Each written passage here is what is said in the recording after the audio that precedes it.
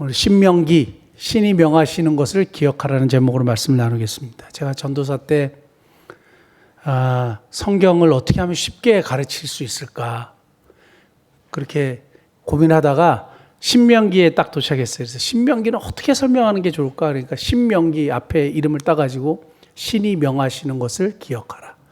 그래서 그게 딱 맞는 거예요. 왜냐하면 신명기에 정말 많은 구절에서 기억하라, 기억하라, 기억하며 계속 그 얘기를 하거든요. 그러니까 세 가지를 기억하라는 거예요. 그래서 오늘 그 말씀을 먼저 여러분들과 함께 나누기를 원하고,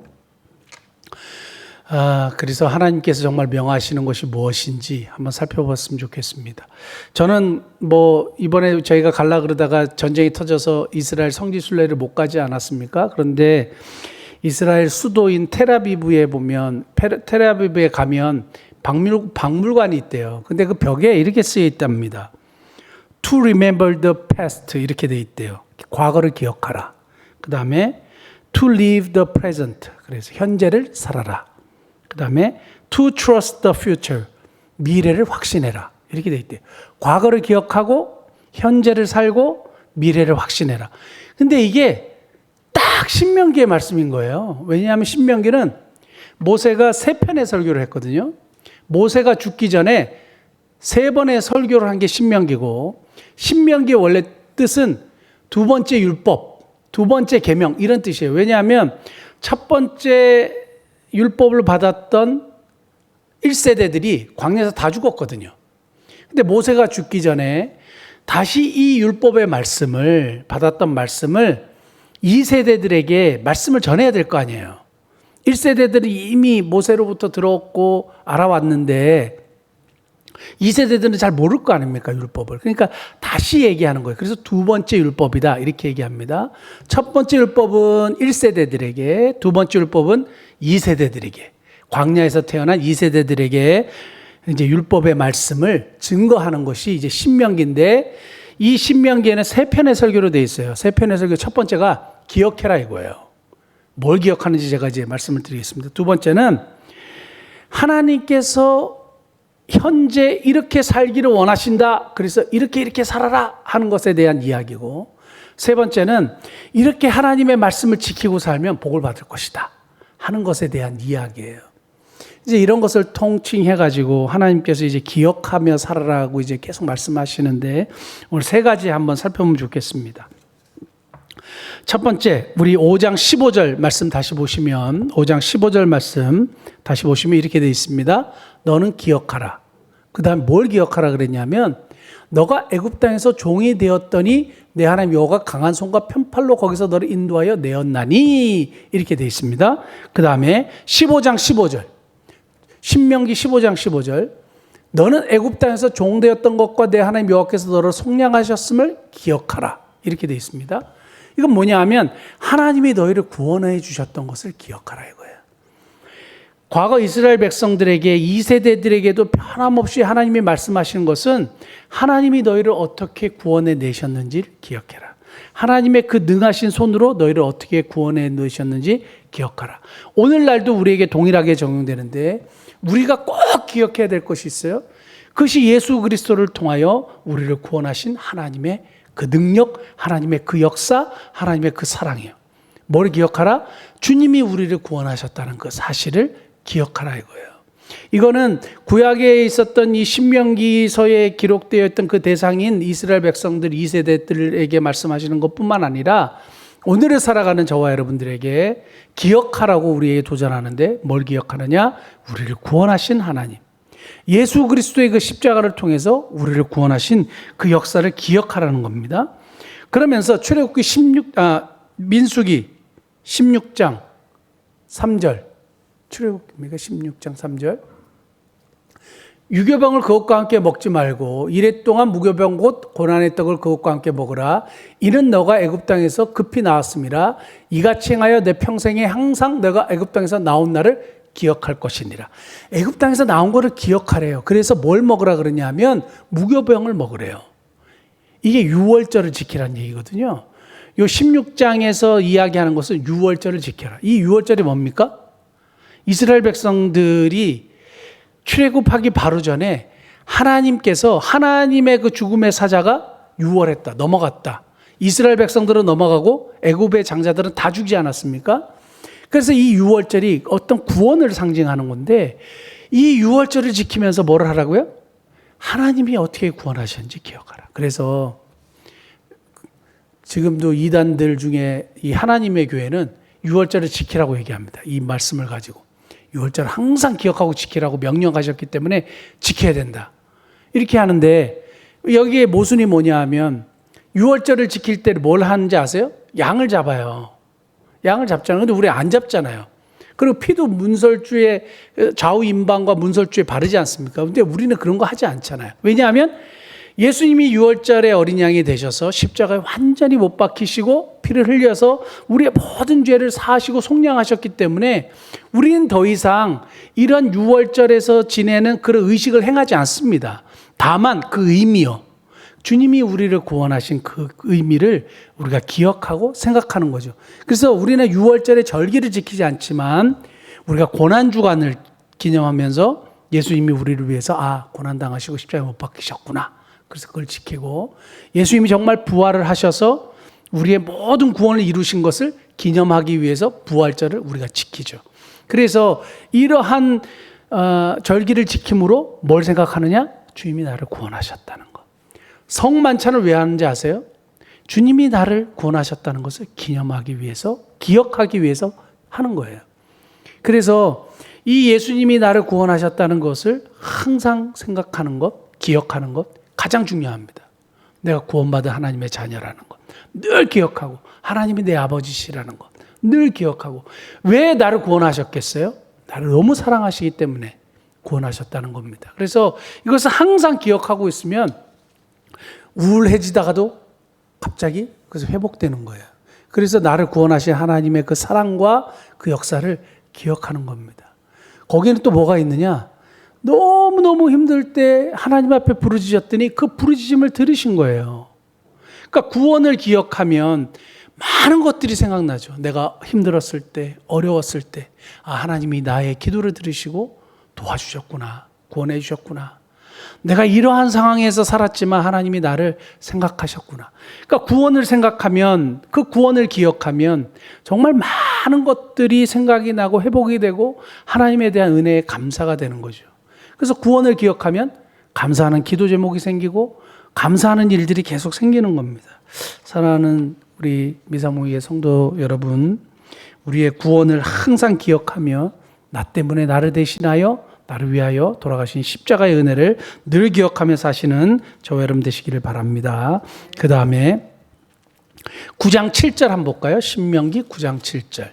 신명기 9장 7절 보면 너는 광야에서 내 하나님 여호와를 경노하게 하던 일을 잊지 말고 기억하라. 여기 이렇게 되어 있습니다. 기억하는데 뭘 기억하냐면 광야에서 내 하나님 여호와를 경노하게 했던 일. 그건 다른 말로 이야기하면 이스라엘 백성들이 하나님 앞에 잘못했던 것들, 실수했던 것들, 죄를 범했던 것들, 이런 것들. 그래서 하나님이 화가 나셔서 진노하시고 심판하셨던 걸 기억하라 이거예요. 과거의 잘못을, 과거에 우상 숭배했던 것을, 과거의 나의 허물을 기억하라는 거예요. 하나님이 언제 화를 내셨어요? 그걸 기억하라는 거예요. 그러면 하나님이 화날 일은 하지 않겠죠. 제가 어렸을 때 호기심이 많아가지고 지금도 생각나는데, 호치키스 있지 않습니까? 스테이플러라 그러는데 호치키스를 살에다 이렇게 찝으면 어떻게 될까? 그게 되게 궁금했어요. 바보 같은 생각인지 모르지만 저는 그게 너무 궁금했어요. 그래서 살에다가 한번 콕 집었는데요, 갑자기 이제까지 경험하지 못한 고통이 팍 느껴, 너무 아픈 거예요.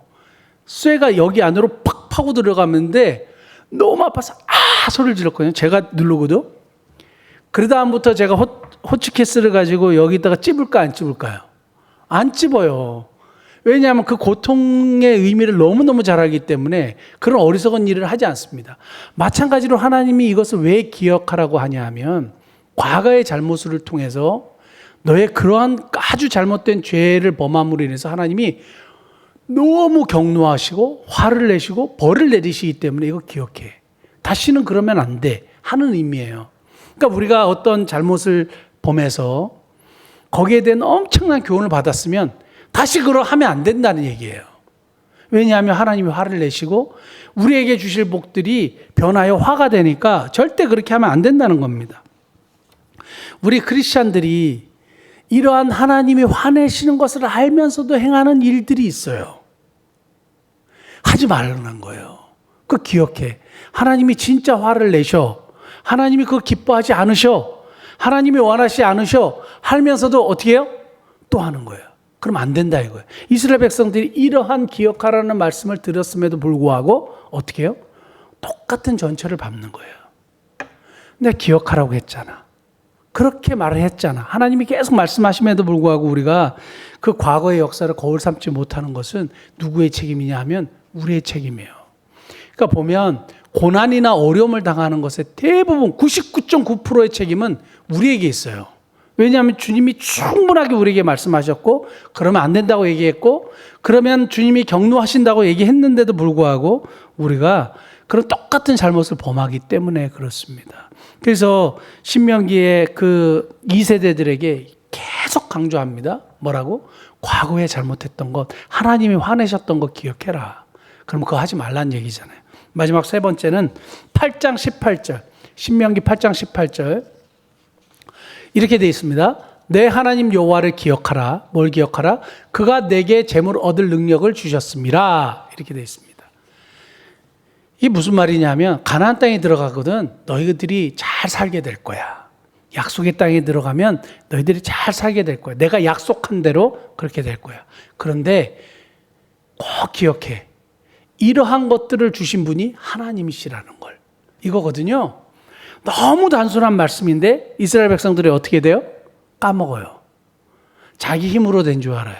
저와 여러분들이 오늘 건강하게 살고 좋은 가정을 이루고 살고 이런 좋은 교회 공동체를 함께 이루며 살 수 있는 것은 내가 열심히 노력했기 때문에 뭐 내가 어떻게 했기 때문에가 아니에요.